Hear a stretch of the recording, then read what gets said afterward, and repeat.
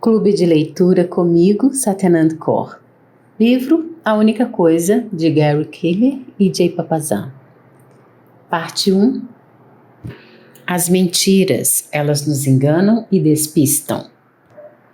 Uma vida disciplinada. Um dos mais prevalentes mitos de nossa cultura é a autodisciplina. Leo Babauta. Existe uma ideia bastante atraente. A pessoa bem-sucedida é aquela que é disciplinada e leva uma vida igualmente disciplinada. Mentira. Na verdade, não precisamos de mais disciplina do que já temos. Só precisamos direcioná-la e manejá-la um pouco melhor. Ao contrário do que boa parte das pessoas acredita, o sucesso não é uma maratona de ações sistematizadas. As conquistas não exigem que você seja uma pessoa disciplinada o tempo todo, nem que cada ação seja bem planejada ou que o controle é a solução para toda situação. O sucesso é, na verdade, uma corrida de curta distância, um tiro alimentado pela disciplina apenas o tempo suficiente para que o hábito entre na jogada e tome o controle. Quando sabemos de algo que precisa ser feito, sem que esteja de fato sendo feito, costumamos dizer: só preciso ter mais disciplina. Ocorre que precisamos criar o hábito de fazê-lo e precisamos de disciplina suficiente apenas para construí-lo. Em qualquer discussão sobre o sucesso, as palavras disciplina e hábito acabam se interceptando.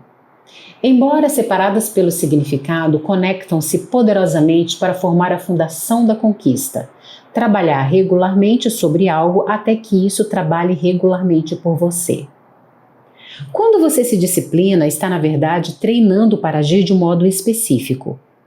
Mantenha essa ação por certo tempo e ela se tornará rotineira. Em outras palavras, um hábito.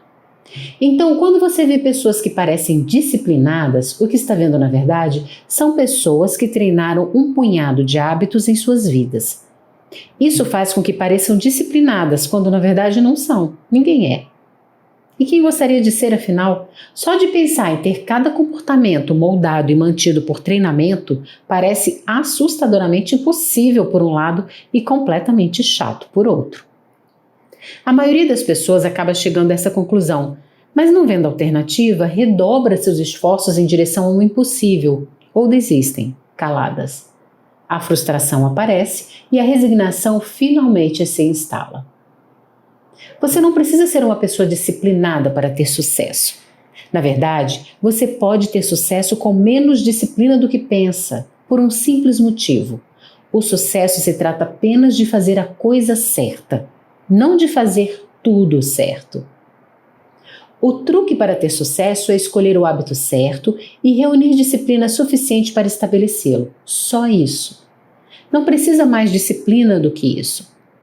Conforme esse hábito se torne parte da sua vida, você vai começar a parecer disciplinado, mas não será. Será alguém que tem algo que trabalha regularmente por você, porque você trabalhou regularmente por isso. Será uma pessoa que usou a disciplina selecionada para construir um hábito poderoso. Disciplina selecionada funciona sem dificuldades. O nadador olímpico Michael Phelps é praticamente um estudo de caso da disciplina selecionada. Quando foi diagnosticado com TDAH, enquanto criança, a professora do jardim disse à mãe dele: Michael não fica parado, Michael não fica quieto, não tem talento. Seu filho nunca será capaz de focar em nada. Bob Bauman, técnico do rapaz desde seus 11 anos, comenta que Michael passava bastante tempo fora da piscina, ao lado do estande do salva-vidas por comportamento inadequado. E esse mesmo comportamento pipocou também na vida adulta dele, vez por outra. No entanto, Phelps quebrou dúzias de recordes mundiais. Em 2004, ganhou 6 medalhas de ouro e 2 de bronze em Atenas. E depois, em 2008, bateu o recorde, ganhando 8 em Pequim, ultrapassando o lendário Mark Spitz. Suas 18 medalhas fixaram um recorde para todo atleta olímpico de qualquer modalidade. Antes de pendurar os óculos de piscina, aposentando-se, suas vitórias nos Jogos Olímpicos de Londres em 2012 elevaram sua contagem total de medalhas para 22, rendendo-lhe o status de atleta mais condecorado de todos os esportes de todos os tempos. Falando em Phelps, um repórter disse: Se ele fosse um país, sozinho, já estaria em 12º lugar no quadro de medalhas. Hoje em dia, a mãe comenta, a habilidade de Michael em focar me impressiona. Bauman chama essa habilidade de seu mais forte atributo. Como isso foi acontecer? Como um menino que nunca será capaz de focar em nada alcançou tanto? Phelps tornou-se uma pessoa com disciplina selecionada. Dos 14 anos até as Olimpíadas de Pequim, Phelps treinou 7 dias por semana, 365 dias por ano. Ele entendeu que, treinando aos domingos, ganharia vantagem de 52 dias de treinamento a mais que os outros competidores. Passava até 6 horas na piscina todo dia. Canalizar a energia é uma das maiores habilidades dele, disse Bowman. Sem querer simplificar demais, não é equívoco dizer que Phelps canalizou toda a sua energia em uma disciplina que se desenvolveu até tornar-se hábito: nadar diariamente. O resultado de desenvolver o hábito correto torna-se bastante óbvio. É o sucesso que se procura. O que muitas vezes passa desapercebido, contudo, é um ganho secundário. Isso significa a sua vida, que fica mais clara e menos complicada, porque você sabe o que tem e o que não tem que fazer bem. O fato é que investir em disciplina focada no hábito certo lhe dá permissão para que seja menos disciplinado em outras áreas. Quando você faz a coisa certa, isso pode liberá-lo de ter que monitorar tudo. Michael Phelps encontrou seu ponto-chave na piscina. Com o tempo, encontrar a disciplina adequada para fazer disso um hábito acabou mudando a vida dele. Quando um novo comportamento se transforma em hábito, demanda menos disciplina para ser mantido. 66 dias para o ponto-chave. Disciplina e hábito. Honestamente, a maioria das pessoas nunca quer falar de verdade sobre ambos. E quem poderia criticar? Eu é que não. As imagens que essas palavras conjuram em nossa cabeça são chatas e desagradáveis. Fico cansado só de ler. Mas tenho boas notícias. A disciplina certa dura bastante e os hábitos são chatos apenas no início. Com o tempo, hábitos tornam-se cada vez mais fáceis de se manter. É verdade, hábitos requerem muito menos energia e esforço para serem mantidos do que para começá-los. Ature a disciplina o bastante para transformá-la em hábito, e a jornada vai ter uma aparência completamente diferente a partir de então. Foque-se em um único hábito de forma que ele seja parte da sua vida e você poderá conduzir a rotina efetivamente com muito mais facilidade. O que era difícil se torna hábito, e o hábito torna fácil o que era difícil. Então, por quanto tempo você tem que manter a disciplina? Pesquisadores da University College de Londres têm a resposta. Em 2009, eles perguntaram: quanto tempo o novo hábito leva para ser estabelecido? Procuravam descobrir o momento em que um novo comportamento se torna automático ou arraigado, o ponto de automaticidade, quando os participantes se encontravam 95% além da curva de poder e o esforço necessário para sustentá-la era o menor possível. Pediram aos alunos que assumissem objetivos de exercícios e dieta por um período de tempo e monitoraram o progresso. Os resultados sugerem que se leva uma média de 66 dias para adquirir um novo hábito. A variação total foi de 18 a 254 dias, mas os 66 dias representaram um ponto-chave, com comportamentos mais fáceis, levando menos dias em média, e os difíceis exigindo mais tempo. Círculos de autoajuda tendem a pregar que o tempo para mudar é de 21 dias, mas a ciência moderna não sustenta essa ideia. Desenvolver o hábito certo leva tempo, então não desista logo. Decida qual é o certo, depois dê todo o tempo necessário a si mesmo e aplique toda a disciplina que puder conjurar para desenvolvê-lo. Os pesquisadores australianos Megan Outen e Ken Chang descobriram evidências de outros efeitos positivos em torno da criação de um hábito. Em seus estudos, alunos que adquiriram com sucesso um hábito reportaram menos estresse, menos consumo impulsivo, melhores hábitos alimentares, menor consumo de álcool, tabaco e cafeína, menos horas assistindo a TV e até menos louça suja. Sustente a disciplina por tempo suficiente para criar um hábito e não somente ele se torna mais fácil, mas o mesmo acontece com várias outras coisas. É por isso que as pessoas com os hábitos corretos parecem ser melhores que as outras. Estão fazendo a coisa mais importante regularmente e, como resultado, tudo fica mais fácil. Boas ideias. 1. Não seja uma pessoa disciplinada. Seja uma pessoa de hábitos poderosos e use disciplina selecionada para desenvolvê-los. 2. Construa um hábito por vez. O sucesso é sequencial, não simultâneo. Ninguém tem de verdade disciplina para adquirir mais de um hábito poderoso por vez. Pessoas super bem-sucedidas não são nem um pouco sobre-humanas. Elas apenas usaram disciplina selecionada para desenvolver alguns poucos hábitos significativos. Um por vez, aos poucos. 3. Dê a cada hábito tempo suficiente. Sustente a disciplina tempo suficiente para que ela se torne rotina. Hábitos, em média, levam 66 dias para se formar. Uma vez que o hábito foi solidamente estabelecido, você pode incrementá-lo ou, se for apropriado, partir para a construção do próximo. Considerando que você seja aquilo que faz repetidamente, então a conquista não é apenas uma ação que você executa, mas sim um hábito que forja bem em sua vida. Não é preciso procurar o sucesso. Desenvolva o poder da disciplina selecionada para construir o hábito correto e alcançará resultados extraordinários. A força de vontade está sempre à disposição. Odisseu sabia quão fraca a força de vontade de fato é ao pedir a sua tripulação para amarrá-lo ao mastro quando navegaram por entre as sedutoras sereias. Patrícia Cohen. Por que fazer algo do jeito mais difícil? Por que você escolheria o caminho mais complexo, cruzaria deliberadamente um mar de espinhos ou trabalharia intencionalmente com uma das mãos atadas? Ninguém faria isso, mas a maioria das pessoas o faz diariamente sem saber. Quando relacionamos nossas chances de sucesso com a força de vontade, sem compreender o que isso realmente significa, colocamos-nos a caminho do fracasso. E não tem que ser assim.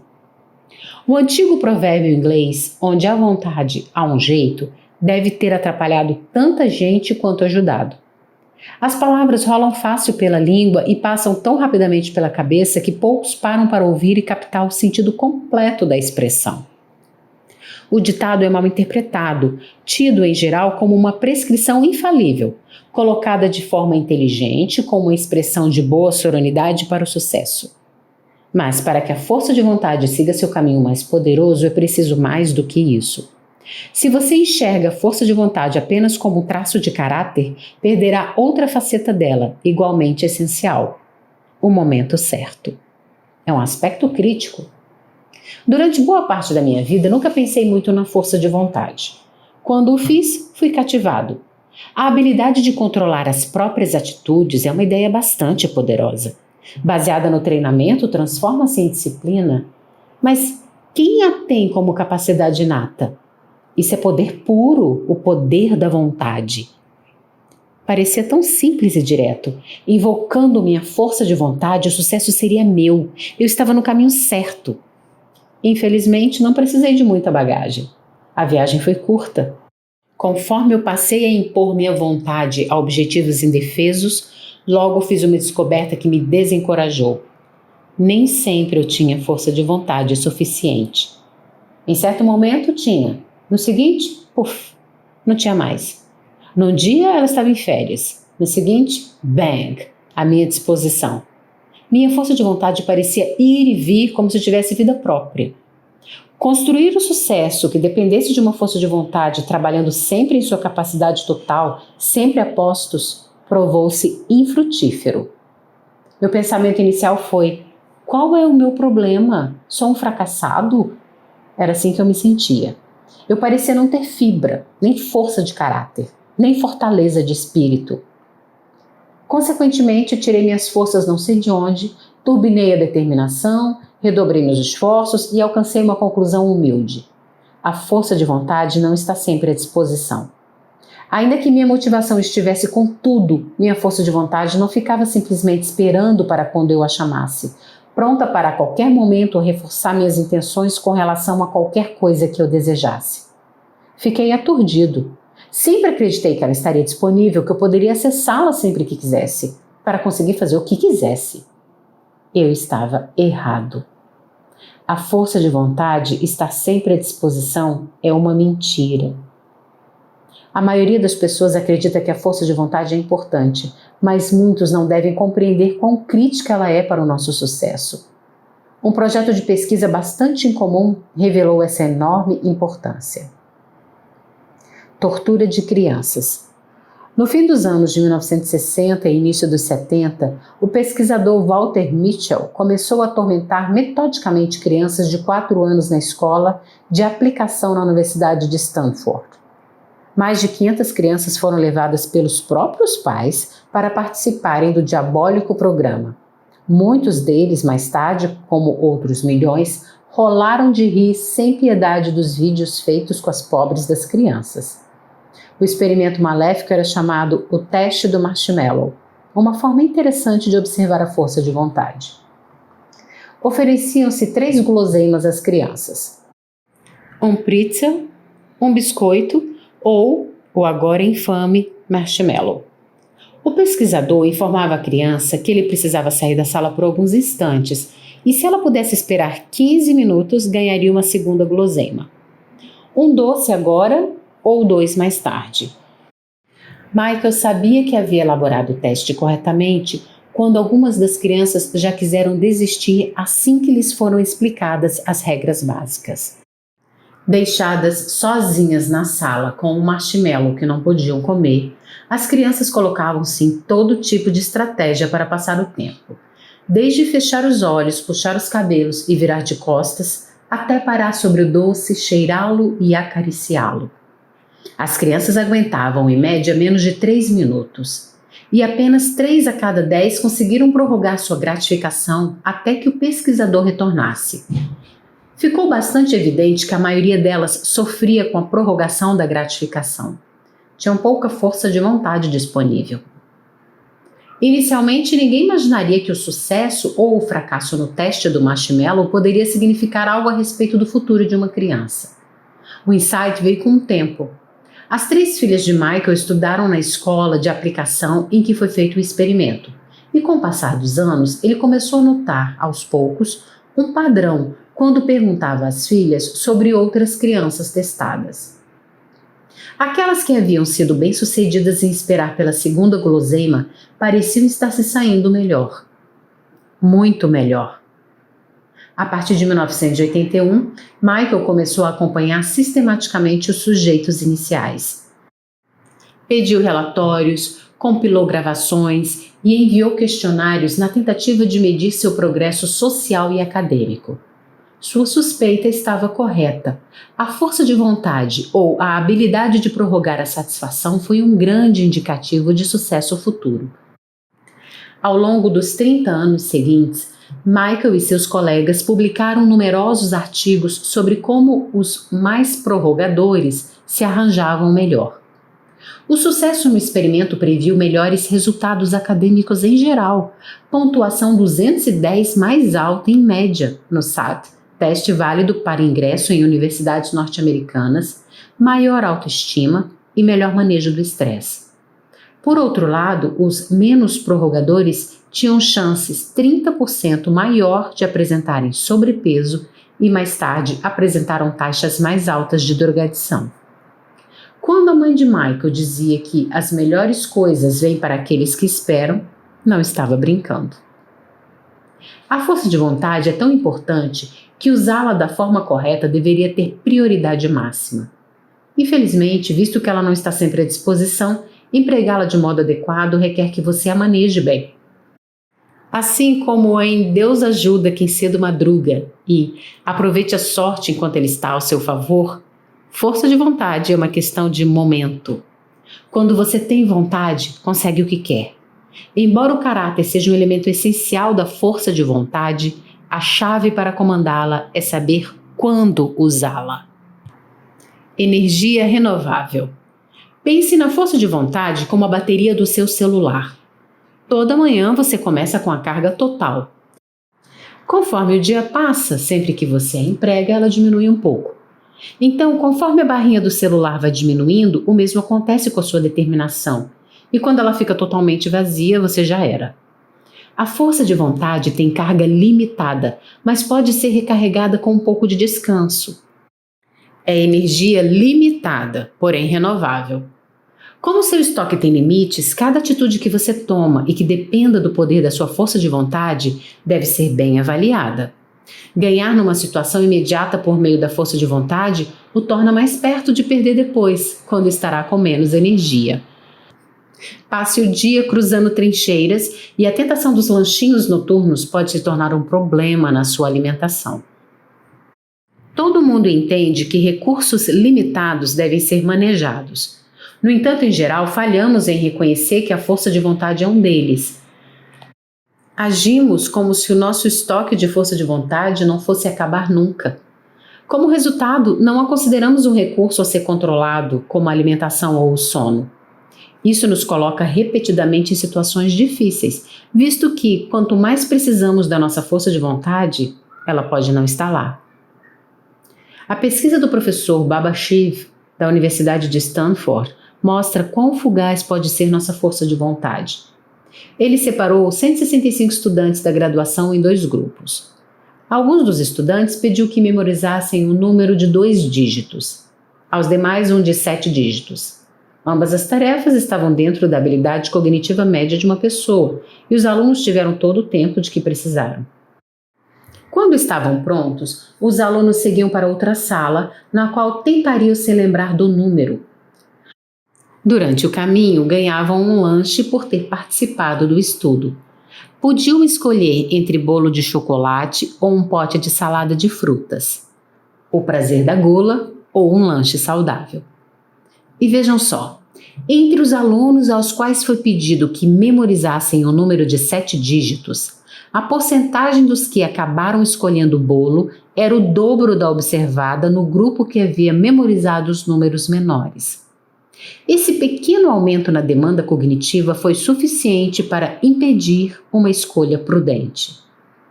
As implicações são estonteantes. Quanto mais usamos nossa mente, menos atenção temos. A força de vontade é como um músculo que fica cansado e precisa de repouso. É incrivelmente poderosa, mas não tem resistência. Como Kathleen Voss afirmou na revista Prevention em 2009, a força de vontade é como a gasolina do carro. Quando você resiste a algo tentador, use um pouco dela. Quanto mais resiste, mais vazio fica o tanque, até que seu combustível acaba. Na verdade, meros 5 dígitos a mais podem ser suficientes para drenar toda a nossa força de vontade. Enquanto as decisões minam essa nossa habilidade, o alimento que ingerimos também é um ator-chave em nosso nível de força de vontade. Comer para pensar. O cérebro equivale a 1/50 de nossa massa corporal, mas consome, pasmem, 1/5 das calorias que queimamos para obter energia. Se seu cérebro fosse um carro, seria um dos grandes, em termos de gasto de combustível. Boa parte de nossa atividade consciente acontece no córtex pré-frontal, responsável pelo foco, pelo manejo da memória de curto prazo, por resolver problemas e por moderar impulsos. É o coração do que nos torna humanos e o centro de nosso controle de ação e da força de vontade. Aqui vai um fato interessante. A teoria do último a entrar, primeiro a sair funciona bastante dentro das nossas cabeças. As últimas partes desenvolvidas em nosso cérebro são as primeiras a sofrer caso haja falta de recursos. As áreas mais velhas e desenvolvidas, como as que regulam a respiração e a nossas respostas nervosas, recebem primeiros socorros da corrente sanguínea e praticamente não são afetadas se decidirmos pular uma refeição. O córtex pré-frontal, por outro lado, sente o impacto. Infelizmente, sendo relativamente jovem no que tange ao desenvolvimento humano, é como o filhote mais indefeso da cria. Pesquisas avançadas mostram por que isso é importante. Um artigo de 2007 do Journal of Personality and Social Psychology detalhou 9 estudos diferentes sobre o impacto da nutrição na força de vontade. Num deles, os pesquisadores passaram tarefas que envolviam ou não a força de vontade e mediram níveis de açúcar no sangue antes e depois de cada tarefa. Os participantes que exerceram a força de vontade apresentaram uma queda evidente nos níveis de glicose na corrente sanguínea. Estudos subsequentes mostraram o impacto na performance quando 2 grupos concluíram uma tarefa com a força de vontade envolvida e depois faziam mais uma. Entre as tarefas, um grupo recebeu um copo de limonada adoçada com açúcar de verdade e o outro recebeu um placebo, limonada com sucralose. Os integrantes do grupo placebo cometeram o dobro de erros do que os do grupo do açúcar no segundo teste. Os estudos concluíram que a força de vontade é um músculo mental que não volta à forma rapidamente. Se você o empregar em uma tarefa, haverá menos energia disponível para a seguinte, a não ser que você o reabasteça.